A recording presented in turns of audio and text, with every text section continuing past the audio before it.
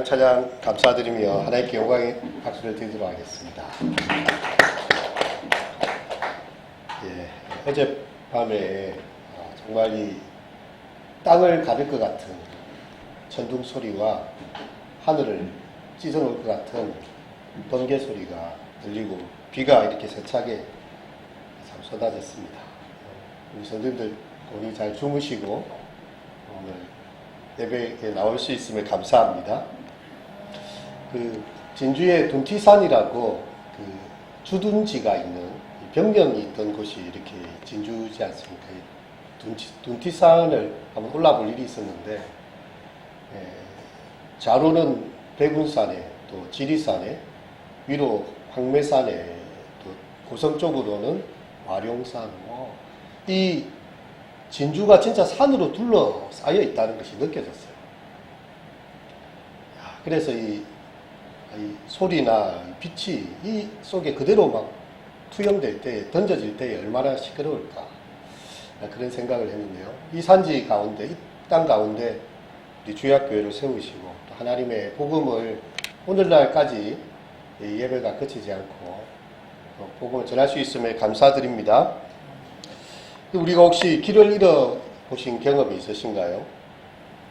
어디에 있는지 내가 방향 감각이 상실되고 어디로 가야 될지를 잘 모르는 그런 경우들이 생길 수 있습니다. 보르헤스라는 사람은 미로에 대한 이런 이야기를 했는데요. 사람들로 하여금 길을 잃도록 만들기 위해서 지어진 건축물이다. 미로 자체가 길을 잃어버리도록 만들었다는 거죠. 근데 우리가 사는 이 세상이 요즘 하도 복잡해가지고 예전처럼 이렇게 뭘 해야 될지에 대한 분명한 게 잘 나오지 않는 그런 이 혼란의 시대를 하고 있습니다. 마치 막다른 골목에 이르는 것처럼 제자리 걸음을 해야 되고요. 시간 개념도 상실되고 방향 감각도 잃어질 때가 있습니다. 시행착오가 반복이 되고 밀려오는 두려움이 생깁니다. 이러다가 내가 인생을 어떻게 살아야 될까? 어디로 가야 될까? 이 미로 같은 도시 속에서 많은 사람들이 길을 잃고 있습니다. 그럴 때에 현명하게 길을 잇는 방법은요, 지도를 만드는 것인데요. 하나의 직선을 그립니다. 그리고 출발점을 내가 어디서 출발했는지를 보고 이 방향을 가면서 막다른 길은 수직으로 내리고 아래로 내려가지고 올리거나 내려서 그냥 처음과 끝을 분명하게만 볼 수 있으면 중간에 있는 것들은 크게 문제가 되지 않는 거죠. 그래서 더 이상 미로를 복잡하지 않게 볼 수 있는 방법은 그냥 단순하게 처음과 끝을 딱 이렇게 보는 것입니다. 우리는 이 복잡한 세상 가운데서요, 예수님의 말씀을 통해서 또 바울사도의 서신을 통해서 단순한 진리를 탁 던져줍니다. 예수님께서는 아주 단순함의 혁신가였어요. 그 당시에 많은 사람들이 복잡한 길을 만들어 놨지만 예수님께서 오셔서 한마디를 딱 던지시면 이 사람들이 말문이 막혔습니다. 그 말이 더 이상 반박을 할 수 없을 만큼 분명하게 전곡을 콱 찔러줬기 때문입니다. 당시의 종교 지도자들 모세오경을 연구하면서 하나님의 계명 613개를 발견했지요. 하라는 말씀, 안식일을 기억하여 거룩히 지키라, 이렇게 긍정적인 계명 248개를 찾아냈는데 이게 이제 인체의 뼈의 숫자와 거의 이렇게 맞다고 합니다. 율법을 가르쳐서 뼈 마디마디에 사무치도록 새겨서 그 계명을 다 지켜 행하라는 그런 것이죠. 그리고 살인하지 말라, 이렇게 이제 하지 말라는 부정적인 계명 365개, 1년 365일이죠. 1년 내내 율법이 금한 길을 따르지 말고 살아가라. 총 합치니까 613개의 이 계명들을 이렇게 사람들에게 제시했던 것입니다. 그리고 바리새인들이 직결했어요.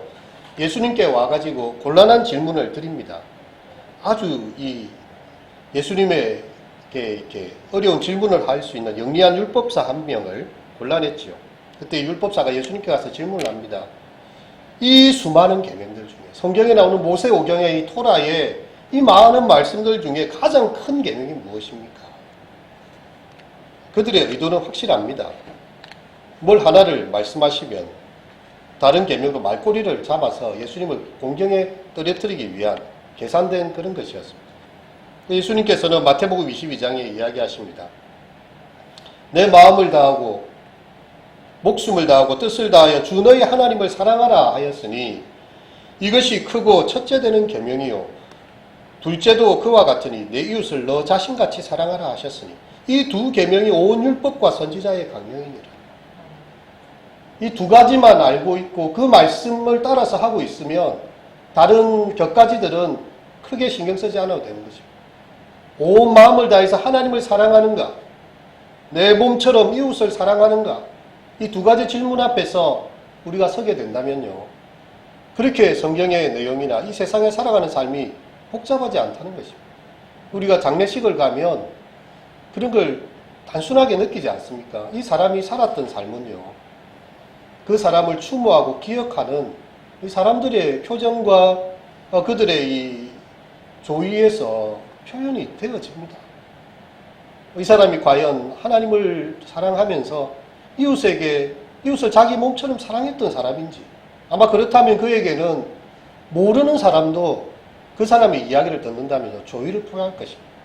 자기만을 위해 살아가고 하나님을 알지 못한 채 자신의 욕심만 채웠던 사람이라면 누가 그 사람의 죽음을 크게 귀하게 여기겠습니까? 우리가 태어나서 birth와 death, 죽음 사이에 choice죠. B와 D 사이에 C가 있다.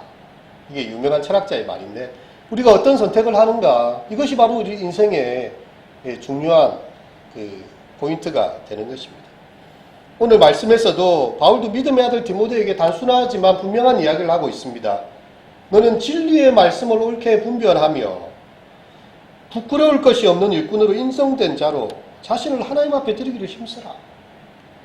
제가 이 목사 안수 받을 때 이 말씀을 목사 폐에 딱 찍어가지고 주더라고요. 진리의 말씀을 바르게 분별해서 부끄러울 것이 없는 일꾼으로 인정된 자로 자신을 하나님 앞에 드리기를 힘쓰라. 우리가 이 전문맥의 내용을 2장 1절에서 7절에 보면요,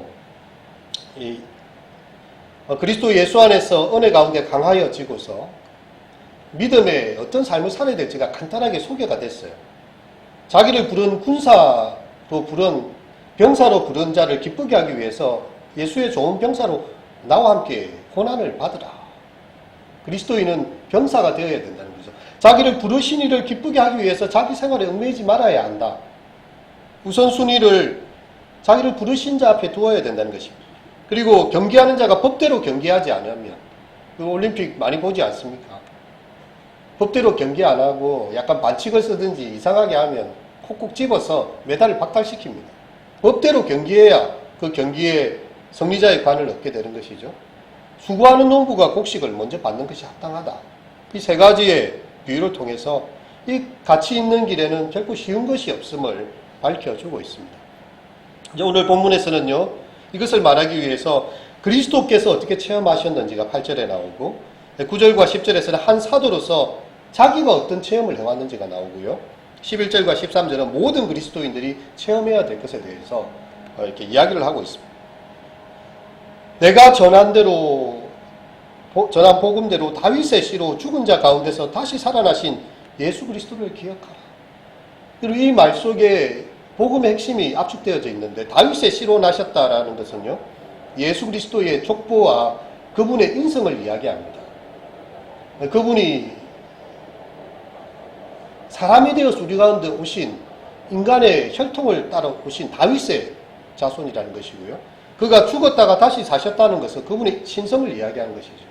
예수님은 우리와 같이 참 사람이 되셨고 또한 참 하나님이 되셔서 우리의 구원의 이 복음의 핵심이 된다는 것입니다. 그를 기억하라. 우리가 신앙생활을 할 때에 다른 시선을 놓칠 수가 있습니다. 교회의 어떤 사람들에 대해서, 또 어떤 것들에 대해서 조금 놓칠 수 있어요. 하지만 단 한 가지 잊지 말아야 될 것은 그리스도를 기억하는 것입니다. 내가 믿는 그리스도가 누군지를 아는 것입니다. 여러분, 그 다윗의 씨로 죽은 자 가운데서 다시 살으신 그리스도는요, 디모데가 선포해야 될 복음의 핵심입니다. 예수 그리스도를 통해서 이제 죽음 또한 생명에 이르는 문이 되고요. 이 고난 또한 영광에 이르는 길이 되는 것을 우리는 알고 있어요.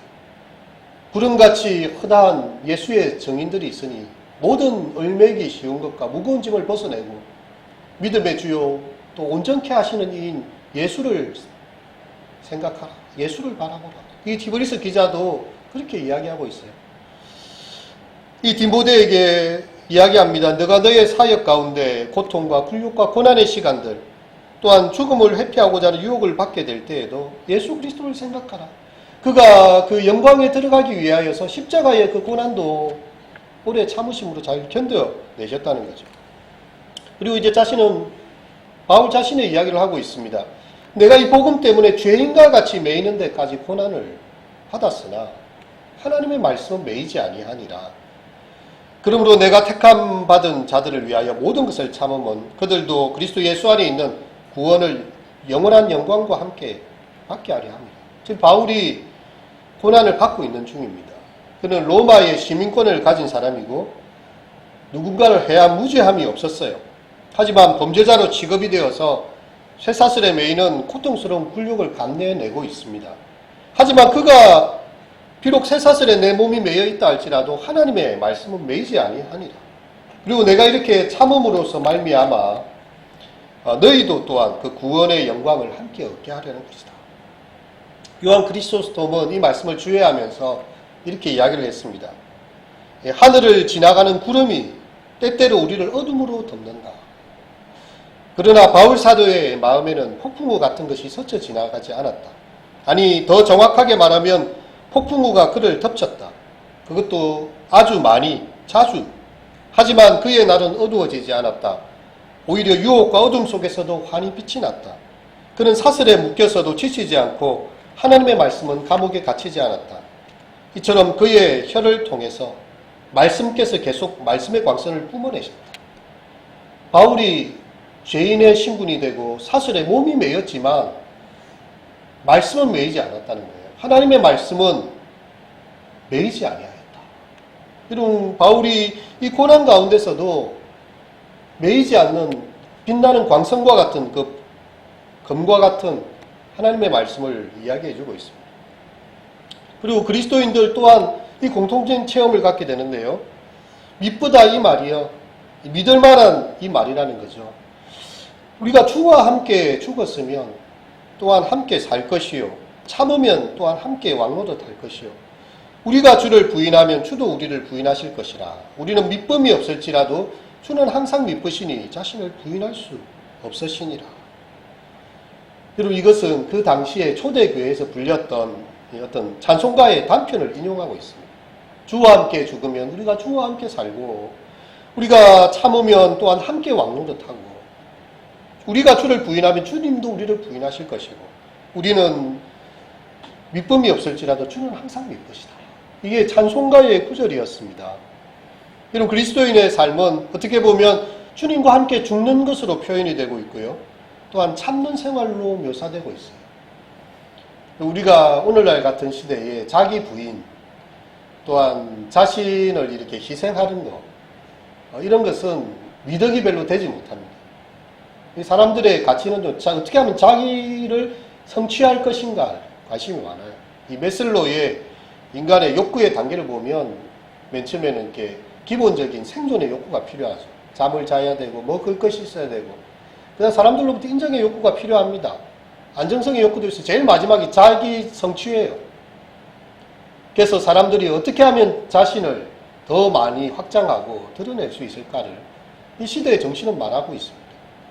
하지만 예수님께서는 무릇 자기를 부인하고 자기 십자가를 지고 나를 쫓지 아니하면 너희 나의 제자가 되지 못한다. 주님과 함께 죽는 길을 이야기합니다. 이것은 더 큰 가치를 위한 자기 희생의 자기 초월의 가치를 이야기하는 거죠. 철학자 키엘케고르는 이렇게 이야기했는데 만약 우리 인생에 그것을 위해서 살아도 아깝지 않고 심지어 그것을 위해 죽어도 아깝지 않는 그 무엇인가를 발견한 사람은 참 행복한 사람이다. 자기 자신이 목적이 되는 것이 아니라 그보다 더 큰 가치를 발견할 수 있는 사람. 그것을 위해 살아도 그것을 위해 죽어도 아깝지 않은 그것이 있는 사람은 참으로 행복한 사람이라는 것이죠. 우리는 과연 그것을 갖고 있습니까? 예수님께서도 말씀하셨어요. 누구든지 사람들 앞에서 나를 부인하면 나도 하늘에 계신 아버지 앞에서, 내 아버지 앞에서 저를 부인하지. 우리가 예수 믿는 것에 대해서, 예수님에 대해서 부인하면요, 주님 또한 그것에 대해서 부인하실 것이라고 이야기합니다. 우리가 환난과 고난과 이 여러 가지 삶의 공고함 속에 있지만 정말 그 주님을 끝까지 신뢰하고 정말 내게 의탁하신 그 하나님, 그 말씀 주신 하나님, 그 주님을 끝까지 신뢰하는 것. 여러분, 우리가 만일 우리에게 십자가가 없다면 영광도 없는 것입니다. 이 복음은 성경은 그렇게 이야기하고 있어요. 우리가 주와 함께 고난을 받을 때에 그분과 함께 영광도 얻게 될 것이다. No cross, no crown입니다. 주님의 말씀을 붙잡고 그 말씀을 지키기 위해서 예배의 자리를 지키고 또한 삶의 자리에서 하나님의 말씀을 쫓아 살기 위해서 양심이 부대끼면서 아파하면서 정말 그렇게 고민하는 사람, 이 군인들이 정말 자기의 어려움 여러 가지 역경이 있지만 자기를 모집한 자를 위해서 기쁘게 사는 것처럼 자신을 그렇게 절제하고 경계하는 사람들이 법대로 규칙대로 하기 위해서 편법을 쓰지 않고 끝까지 룰을 지키고 농부가 수고함으로써 그 열매를 얻게 되는 것처럼 그렇게 희생을 통해서 영광에 들어가게 된다는 거죠. 우리가 주님의 교회를 위해서나 예수 그리스도를 위해서 또한 하나님의 말씀을 따라 쫓아감으로써 우리가 때때로 죽어져야 하고 참아야 하고 또한 힘든 일을 겪어야 하는 것들이 있습니다. 그렇다면 우리는 주님의 영광에 동참하게 될 것이고요. 우리는 그와 함께 왕노릇 하게 될 것입니다. 그리고 바울사도는 이야기하죠. 너는 진리의 말씀을 옳게 분별하며 부끄러울 것이 없는 일꾼으로 인정된 자로 자신을 하나님 앞에 드리기를 힘쓰라. 여러분, 하나님의 말씀을 바르게 분별할 줄 알아야 돼요. 여러분, 성경을 가지고 이야기한다고 해서 그 사람이 하나님의 말씀대로 이야기하지 않는 사람들도 많습니다. 여러분, 사단도 예수님을 유혹할 때요, 경에 기록되었을 때 천사가 이렇게 떨어지는 자의 발을 받쳐서 다치지 않게 하리라는 그 성경의 시편의 말씀을 인용한다고 해요. 성경을 인용한다고 해서 하나님 말씀을 제대로 증거하는 것이 아닙니다. 신천지나 이단들이 왜 이단입니까? 성경을 가지고 가르쳐요. 성경 공부합시다 하는데 성경을 들고 와서 가르쳐요.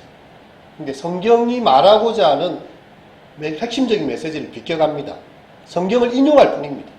그래서 우리가 하나님의 말씀을 제대로 읽지 않으면 이단에 혹 넘어갈 수 있어요. 왜냐하면 성경을 가르친다고 하니까. 여러분, 진리의 말씀은 옳게 분별해야 합니다. 이 말씀이 가르치는 방향이 진정 무엇인지를 바르게 보지 않으면요, 우리가 그곳에서 잘못된 막다른 길로 들어갈 수 있습니다. 옳게 분별하며 부끄러울 것이 없는 일꾼으로 인정된 자로 자신을 하나님 앞에 드리기를 힘쓰라. 이 디모데에게 그런 요구를 합니다. 이게 여기에 보면 후메네오와 이 빌레도가 나오는데요. 이런 사람들은 하나님의 진리의 말씀을 바르게 따르지 않았어요. 그리고 하나님 앞에 자신을 드리지 않았습니다. 사람들의 인정은 획득했지만 하나님의 인정을 상실했던 나쁜 일꾼으로 기록이 되어지고 있습니다. 이 옳게 분별한다는 말은요, 이 말씀을 올바르게 자른다라는 그런 뜻이 있는데요.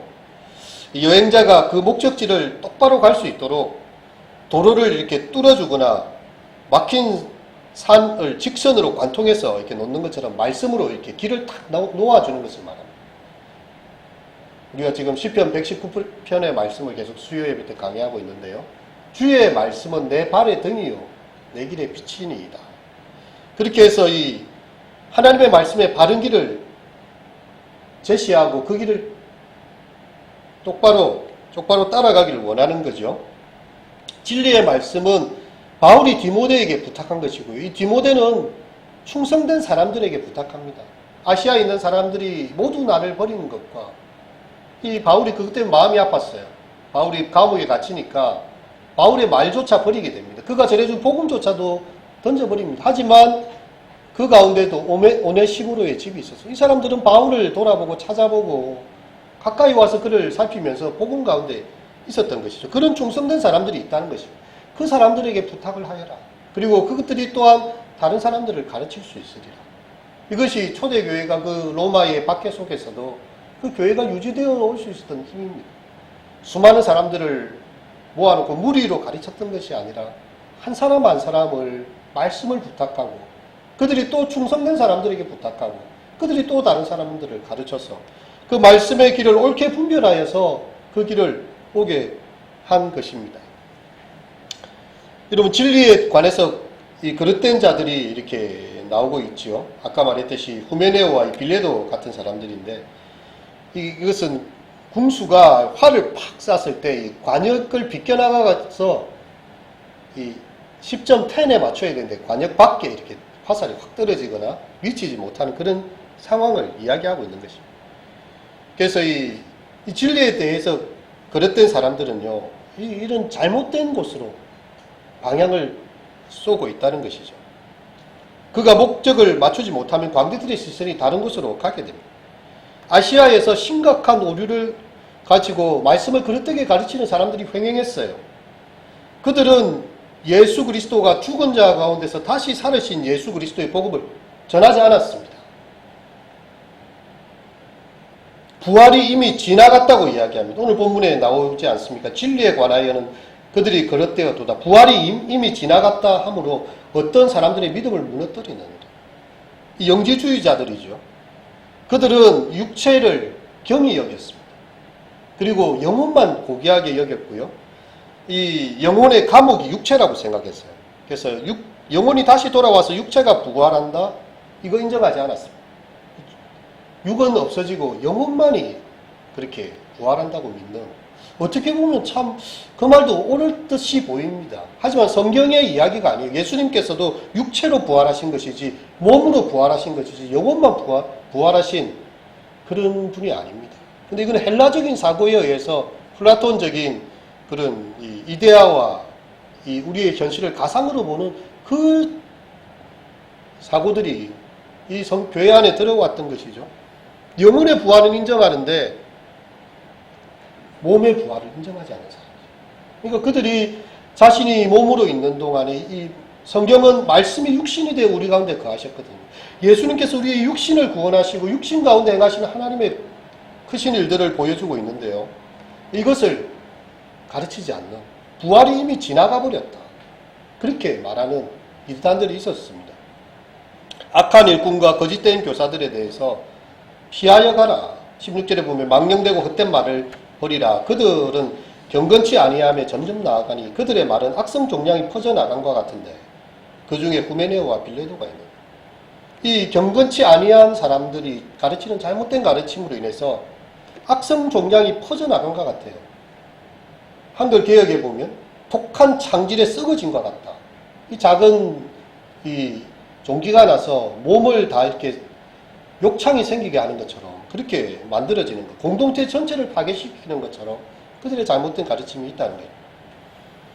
인간들이 이렇게 신앙을 무너뜨리기 위한 거짓된 교리들을 가지고 온다 할지라도 이 사도는 하나님께서 우리의 삶을 이중으로 인쳐주고 계시다는 사실을 보여주고 있습니다. 19절의 말씀 읽어보겠습니다. 그러나 하나님의 견고한 터는 섰으니 인침이 있어 일렀으되 주께서 자기 백성을 아신다 하며 또 주의 이름을 부르는 자마다 불의에서 떠날지어다 하였느니라. 그 가운데서도 하나님께서 비밀스럽게 자기 백성을 알고 계시고요, 자기 백성을 인쳐서 붙잡고 계시다는 말씀입니다. 또한 공개적으로 주님의 이름을 부르는 자들마다 불의한 일들에서 떠나라라고 거룩한 삶을 살아가도록 그렇게 존경하고 있는 것이죠. 우리 개혁신학의, 이 장로교 신학의 가장 중요한 토대를 놓은 칼빈을 말하면 기독교 강요를 빼놓을 수가 없습니다. 성경의 66권의 모든 내용들을 집결해서 교리로 뼈대로 만들어 놓은 게 기독교 강요거든요. 첫 페이지의 첫 구절이 그겁니다. 자아에 대한 깊은 인식을 떠나서 하나님에 대한 깊은 지식이 없다는 것이고요. 하나님에 대한 깊은 지식을 떠나서 자아에 대한 깊은 지식도 없다. 하나님, 먼저 자신을 알아야 되고 우리의 인간의 비참함을 알아야 되고 하나님의 그 구원의 길을 알아야 되고요. 하나님을 또한 봄으로써 우리가 구원받을 수 있는 길이 있다는 사실을, 이것을 아는 것으로부터 우리의 신앙이 출발된다고 이야기합니다. 이 보통 한 3단계 정도로 신앙의 단계를 이야기하는데요. 회심입니다. 그리스도 안에서 영적인 피조물로 거듭나는 것입니다. 내가 허물과 죄로 죽었던 존재임을 알고 하나님 없이 살아가고 세상의 욕망을 쫓던 인생, 하나님도 없고 약속에 대해서 외인이요 하나님 나라에 밖에 있던 사람이라는 사실, 하지만 예수 그리스도의 피로 내가 구원받고 하나님의 백성 되었다는 사실, 우리가 이 학습과 또한 이 세례의 의식을 통해서 그 교육을 하게 됩니다. 내가 영적인 삶으로 새로 태어나야 된다는 거지. 회심에 대한 부분이 한국교회에서 가장 중요한 가르침으로 이렇게 되어져 있습니다. 근데 이것만이 끝이 아니라는 거예요. 성화가 되어져 가야 됩니다. 오늘 말씀으로 표현하면 부끄러울 것이 없는 일꾼으로 인정된 자로 자신을 하나님 앞에 드리기를 힘써야 돼요. 부끄러울 것이 없는 일꾼으로 인정된 자. 하나님께서 인정하실 수 있는 거룩한 모습으로 우리가 살아가야 됩니다. 내가 예수를 믿었는데 우리 주변의 사람이 아는 거죠. 야, 니 교회 다니더만은 예수를 믿더만은 니 거짓말하는 게 좀 줄었네. 아니 요즘 좀 열심히 성실하게 살아가네. 이 변화가 있어야 된다는 거예요. 내가 예수를 믿기 전이나 믿던 후에 아무런 변화가 없다면 우리는 질문해 봐야 됩니다. 나는 과연 회심을 했는가? 나는 과연 그리스도의 피에 적셔졌고 그분 안에서 내가 정말 태어난 적이 있었는가? 여러분, 반드시 그리스도 안에서 회심한 사람들은요, 거룩함으로 자라가는 과정이 있어요. 큰 변화가 아니라 할지라도 작은 부분에서 예수를 믿기 전과 후는 반드시 성화의 과정이 거쳐져야 된다. 여러분, 열매를 통해서 나무를 알지요. 그 나무가 봄에 무슨 나무인지 다 모르고 겨울에 그 앙상한 가지에서 모릅니다. 가을이 되어서 열매를 맺힐 때 그 나무가 무엇인지 압니다. 내가 있는 내 삶의 열매를 통해서요. 이 거룩함의 열매를 통해서 내가 하나님의 자녀인 것이 드러나져야 된다는 거죠. 그 다음에 영화의 단계입니다. 그리스도의 영광 가운데로 새로운 몸의 부활의 단계로 우리가 마지막에 신앙 고백서 사도신경의 마지막 고백이 몸의 부활을 믿는 것이지 않습니까? 그리스도 앞에서 서게 되는 그날 온전한 영광 가운데서 서게 될 것이다. 그래서 이 회심과 성화와 영화의 3가지 단계가 이 그리스도인의 자라가는 분명한 단계를 보여지고 있는 것입니다. 근데 우리가 많이 놓치고 있어요. 회심을 많이 강조해 왔지만 그리스도인으로서 거룩함을 살아가는, 자신을 부끄러울 것이 없는 일꾼으로 인정된 자로 세우는 일에, 그러면 아까 말했던 것처럼 주와 함께 죽는 삶이 되어야 되고요. 또한 주님 앞에서 이 자신을 낮추고 그렇게 주님 안에서 참는 삶이 되어져야 돼요. 주님과 영광을 함께 하기 위해서 그분의 고난에 동참하는 자가 되어져야 하는 것입니다. 여러분, 우리가 살아가는 인생의 날, 우리는 과연 그리스도를 닮아가고 있는가? 그리스도 앞에 정말 부끄러울 것이 없는 사람으로 우리가 살아가고 있는가? 여러분, 이 빙하가 있는데요. 이 빙하는 눈이 조금씩 축적되어서 이렇게 형성이 됩니다. 한 1cm 정도 하루에 오고, 4분의 1cm, 미세한 가루처럼 쌓이면서 눈이 계속 두꺼워져요. 그러다가 무게의 압박감이 생겨나는데 얼음이 형성이 되고 눈이 쌓이고 큰 얼음이 되고 한 해 두 해가 갑니다. 그래도 아무 일이 일어나지 않습니다. 20m 두께가 돼야 돼요. 20m의 두께가 만들어질 때까지 얼마나 많은 시간이 걸리겠습니까? 근데 일단 빙하가 그때로부터 움직이기 시작하고요. 일단 움직이면 빙하를 막을 수 있는 게 없다고 합니다. 그리고 지구가 회전할 때 일어나는 어떤 흔들림이, 비틀림이 있는데 이것 때문에 이 지구가 오랜 동안 이렇게 한 방향으로 1조분의 1도로 경사져 돌기 때문에 그 비틀림에 의해서 빙하가 움직이기 시작하는 거죠. 이게 작은 일입니다. 하루에 작은 눈이 쌓이는 것입니다. 여러분, 내가 정말 하나님의 말씀에 부끄러울 것이 없는 일꾼으로 인정된다고 살아가기로 작정하고 내가 성경을 일주일에 한 번도 안 봤다면, 일주일에 한 번이라도 보겠다. 내가 기도를 한 번도 안 했다면 예배 시간에 좀 10분이라도 일찍 나와서 개인 기도라도 하겠다. 내가 하나님의 말씀을 제대로 지키지 못했다면 한 구절이라도 살아가겠다는 결심이 있고 그 방향으로 꾸준히 쌓여져 간다면요, 어느 날 흔들림이 시작될 것입니다. 한평생 아니 2평생, 3평생 꾸준히 계속해서 하게 되는 것이죠. 하나님의 말씀을 향해서 내 마음이 그렇게 주어지는 것입니다. 그리스도의 영광 가운데서 영화롭게 될 날을 바라보면서요. 그렇게 그 방향이 꾸준히 되어질 때에 이 얼음은 미끄러져서 움직이기 시작하는 날이 분명히 오게 될 것입니다. 하나님께서 움직이게 만드실 것입니다. 허드슨 테일러 이 선교사가 그런 이야기를 했습니다. 작은 일은 작은 일입니다. 하지만 작은 일에 성실한 것은 큰 일이죠. 내게 맡긴 자리, 내게 있는 신앙의 어떤 습관, 내가 가야 될 방향에 대해서 꾸준히 끝까지 하는 것 참 쉽지 않은 그런 일입니다. 마태복음 7장에 주님 말씀하십니다. 그러므로 누구든지 나의 이 말을 듣고 행하는 자는, 많은 사람들이 듣는데 그칩니다. 하지만 듣고서 행하는 자는 그 집을 반석 위에 지은 지혜로운 사람 같으리라.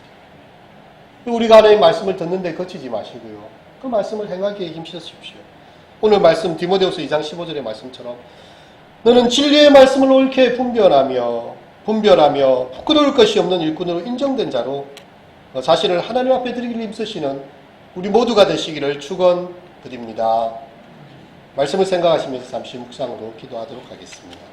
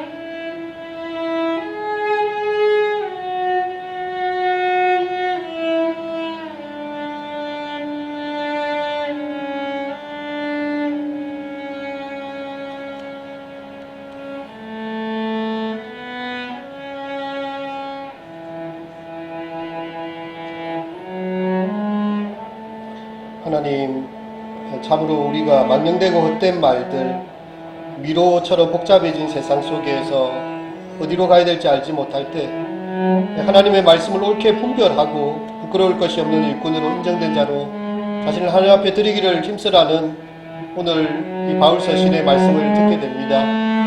우리가 하나님 앞에서 인정함을 받아야 하고 주님께서 우리를 옳다 하셔야 그것이 참 하나님의 자녀의 모습인 것을 압니다. 사람을 즐겁게 하고 나 자신의 욕심을 이루는 것이 아니라 하나님의 뜻이 무엇인지 알기 위하여서 주님 앞에 기도하며 말씀을 상고하고 자신의 삶을 온전히 드리는 주의 자녀들이 되게 하소서. 주께서 자기 백성들을 아신다 하셨습니다. 주의 이름을 부르는 자마다 불에서 떠날지어다 하셨습니다. 주께서 우리를 인쳐주시고 마지막 성화와 마지막 영화의 자리에 이르기까지 우리의 삶이 주님 섬기며 주님 뜻 가운데 살아가는 주의 백성들 되게 하여 주시옵소서. 예수님의 이름으로 기도드립니다.